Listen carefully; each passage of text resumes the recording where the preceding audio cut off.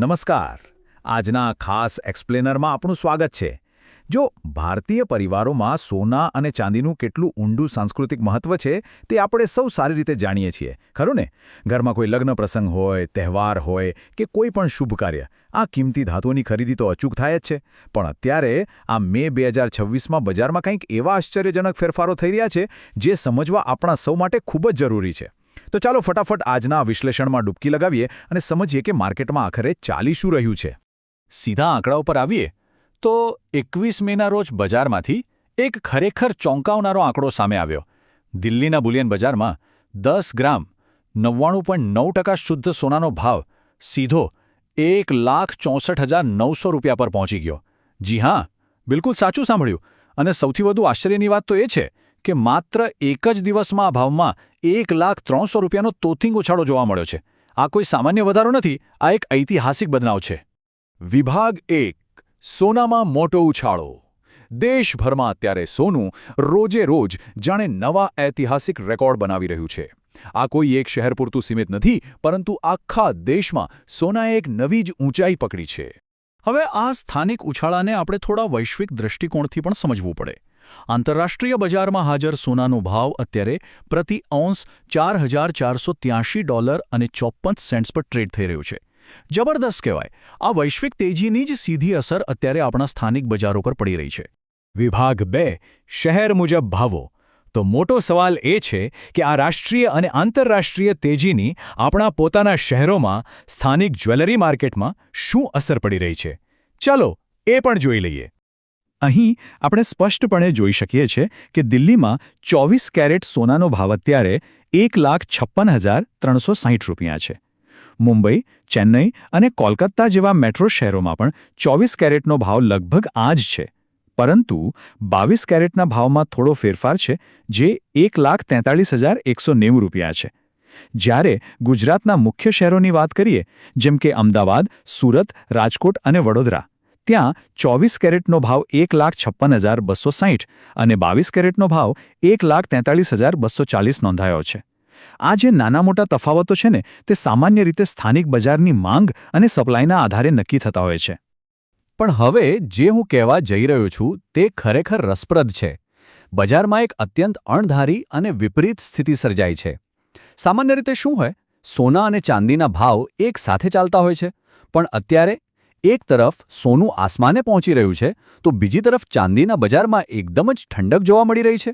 આ વિરોધાભાસ ખરેખર બજારના નિષ્ણાતો માટે એક મોટો કોયડો બની ગયો છે. વિભાગ 3. ચાંદીના ભાવમાં ઘટાડો. ચાંદીના ભાવમાં અચાનક આવેલો આ કડાકો ઘણા લોકો માટે, ખાસ કરીને રોકાણકારો માટે આશ્ચર્યનો વિષય છે. આંકડાઓ જોઈએ તો પરિસ્થિતિ કેટલી ગંભીર છે તેનો સીધો ખ્યાલ આવશે. આ જ વર્ષે જાન્યુઆરીમાં ચાંદીના ભાવે એક ઐતિહાસિક સપાટી વટાવી હતી. ભાવ પ્રતિ કિલોગ્રામ 4 લાખ રૂપિયાને પાર કરી ગયો હતો. પણ 21 મેના આંકડા પર નજર કરો. આ ભાવ ઘટીને સીધો 2,79,900 રૂપિયા પર આવી ગયો છે. જાન્યુઆરીની ટોચ પરથી થયેલો આ ઘટાડો ખરેખર બહુ જ મોટો છે અને તે બજારમાં એક મોટા બદલાવનો સ્પષ્ટ સંકેત આપે છે. અને વાત માત્ર આટલી જ નથી. 21 મેના એક દિવસ પહેલા જ વિચારો, દિલ્હીના બુલિયન માર્કેટમાં ચાંદીના ભાવમાં એક જ દિવસમાં 5,000 રૂપિયાનો તોતિંગ કડાકો બોલી ગયો હતો. બજાર 2,66,000 રૂપિયા પ્રતિ કિલોગ્રામના ભાવે બંધ થયું હતું. આટલી મોટી વધઘટ ચોક્કસપણે કોઈપણ રોકાણદારને વિચારતા કરી દે તેવી છે. હવે જેમ આપણે સોના માટે જોયું, તેમ ચાંદી માટે પણ આંતરરાષ્ટ્રીય ચિત્ર જોવું જ પડે. વૈશ્વિક બજારમાં હાજર ચાંદી અત્યારે $75.42 પ્રતિ ઔન્સ પર ટ્રેડ થઈ રહી છે. મતલબ કે માત્ર અહીં જ નહીં, વૈશ્વિક સ્તરે પણ ચાંદીના ભાવોમાં ભારે ઉથલપાથલ ચાલી રહી છે. વિભાગ 4. આખરે કિંમતોમાં આટલો મોટો ફેરફાર શા માટે? મુખ્ય પ્રશ્ન તો આ જ છે કે આ વિરોધાભાસી ચિત્ર પાછળ કારણ શું છે? આ બધું મેક્રોઇકોનોમિક્સની રમત છે. તો ચાલો ફટાફટ આ વૈશ્વિક અને સ્થાનિક પરિબળોને ડીકોડ કરીએ જે આ કિંમતી ધાતુઓની દિશા નક્કી કરી રહ્યા છે. અહીં એકદમ રસપ્રદ બાબત એ છે કે અર્થશાસ્ત્રના સામાન્ય નિયમો અહીં થોડા અલગ રીતે કામ કરી રહ્યા છે. અત્યારે યુએસ બોન્ડ યીલ્ડ એકદમ ઊંચા છે અને અમેરિકન ડોલર પણ મજબૂત છે. હવે સામાન્ય રીતે જ્યારે ડોલર મજબૂત હોય ને ત્યારે સોનાના ભાવ ઘટતા હોય છે. પણ અહીં ટ્વિસ્ટ છે. બજારમાં કિંમતી ધાતુઓ માટે એકદમ નવી ખરીદી એટલે કે ફ્રેશ બાઇંગનો ટ્રેન્ડ ચાલી રહ્યો છે. અને આ જ નવી ખરીદી સ્થાનિક સ્તરે સોનાના ભાવને એક બહુ જ મજબૂત ટેકો આપી રહી છે. તેને નીચે આવવા જ નથી દેતી. બીજી બાજુ સોનાથી તદ્દન વિપરીત સ્થિતિ ચાંદીની છે. નિષ્ણાતો આ ઘટાડા પાછળ કેટલાક ચોક્કસ કારણો આપે છે. જુઓ, ચાંદીનો મોટો ઉપયોગ ઉદ્યોગોમાં થતો હોય છે અને હાલમાં આ ઔદ્યોગિક માંગ એકદમ નબળી પડી ગઈ છે. બીજું કારણ એ છે કે જાન્યુઆરીમાં જ્યારે ભાવ 4 લાખની ટોચે પહોંચ્યા ને ત્યારે મોટા રોકાણકારોએ પોતાનો નફો બાંધી લેવા માટે સતત વેચાણ એટલે કે પ્રોફિટ બુકિંગ શરૂ કરી દીધું. બસ આ સતત વેચાણ અને બજારની ભારે અસ્થિરતાએ ચાંદીના ભાવને નીચેની તરફ ધકેલી દીધા છે. હવે આવીએ આજના એક બહુ જ મહત્વના મુદ્દા પર, આયાત ડ્યુટી પર ચર્ચા. આ બધાની વચ્ચે સરકારી નીતિઓ પણ બજાર પર સીધી અસર કરી રહી છે. હમણાં તાજેતરમાં જ સોના પરની આયાત ડ્યુટી એટલે કે ઇમ્પોર્ટ ડ્યુટીમાં વધારો કરવામાં આવ્યો છે. આર્થિક નિષ્ણાતો માને છે કે સરકારના આ પગલાંને કારણે સ્થાનિક બજારમાં સોનાના ભાવ હજુ પણ વધારે ઉંચકાય તેવી પૂરી શક્યતા છે. જો કે હા, આ વધેલા ભાવને કારણે ટૂંકા ગાળા માટે દુકાનો પર લોકોની ખરીદીમાં એટલે કે ભૌતિક સોનાની માંગમાં કદાચ થોડો કામચલાઉ ઘટાડો જોવા મળી શકે છે. આ સરકારી નીતિઓ વિશે બજારના સંગઠનો શું વિચારે છે તે જાણવું પણ એટલું જ અગત્યનું છે. જેમ એન્ડ જ્વેલરી એક્સપોર્ટ પ્રમોશન કાઉન્સિલનું આ વિશે એક બહુ જ સ્પષ્ટ નિવેદન છે.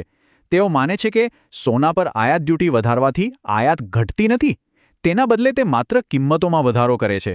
આ એકદમ તટસ્થ આર્થિક સમીક્ષા છે જે સરકારના ઉદ્દેશ્ય અને વાસ્તવિક પરિણામ વચ્ચેનો તફાવત બતાવે છે.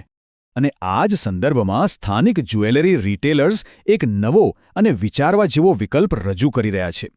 તેઓ કહે છે કે બજારને સંતુલિત રાખવા માટે આયાત ડ્યુટી વધારવાને બદલે શું આપણે સોના અને ચાંદીના આયાતના જથ્થાને જ સીધો નિયંત્રિત ન કરવો જોઈએ? આ એક એવો ગંભીર પ્રશ્ન છે જેના પર નીતિ ઘડવૈયાઓ અને સામાન્ય રોકાણકારો બંનેએ વિચારવાની જરૂર છે. શું ખરેખર જથ્થા પરનું નિયંત્રણ આ બજારમાં સ્થિરતા લાવી શકશે? આ એક એવો સવાલ છે જે હું આજે આપના પર છોડું છું. તો બસ આજનું આ એક્સપ્લેનર અહીં જ પૂરું કરીએ છીએ. આવી જ રસપ્રદ અને મહત્વપૂર્ણ માહિતી સાથે આપણે ફરી મળીશું. ત્યાં સુધી જોતા રહો અને વિચારતા રહો.